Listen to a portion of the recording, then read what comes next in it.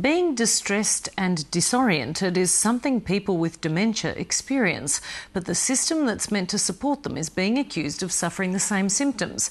A new report by ALZHEIME'S Australia paints a damning picture of healthcare in crisis. The federal government agrees the system's failing and needs a complete overhaul. George Roberts reports from Canberra. The number of Australians with dementia is doubling every 20 years. It's actually costing the government money to put band-aids in place on the current system. At the moment, we're actually having the band-aids being applied to band-aids. By 2050, there's expected to be 1 million Australians with the disease. For those already grappling with it, forgetfulness makes daily tasks farcical.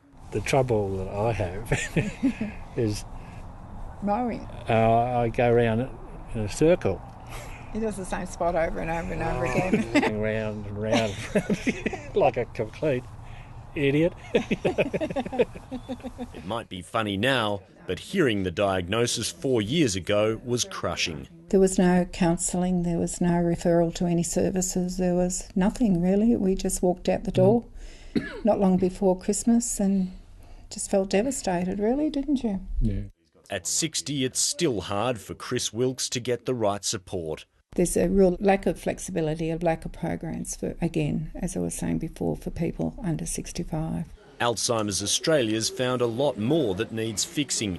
In a nearly 200-page report, the group shows that diagnosis, prevention and care are all inadequate, and $500 million is needed over 5 years. There are very specific priorities that need to be addressed in respect of diagnosis, quality of care and safer hospitals, and in particular more money for dementia research. The federal government concedes that the system at large is failing.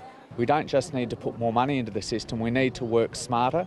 We need to make sure that we have a system that is built for the 21st century, not for the 20th century. I would love to see the government commit to a very dramatic expansion in community care, and community care that responds well to the needs of people with dementia. But major overhauls need funding, and curing the system has to fit with the government's promise to return to surplus next financial year. And that is an important economic objective, but we're also committed to aged care reform in this term of government, and we'll make sure that we're able to deliver both commitments. With 2 budgets between now and the next election, more money for better care could be put off until May of next year, but that's too far away for those already caring for senior Australians. The Council on the Ageing says the government's credibility will be in tatters if it fails to take action. Aged care reform, as the Prime Minister has said, is a priority for this term of government, but I'm not in a position, obviously, to speculate about budget matters. You cannot go out there after this budget and look older Australians in the eye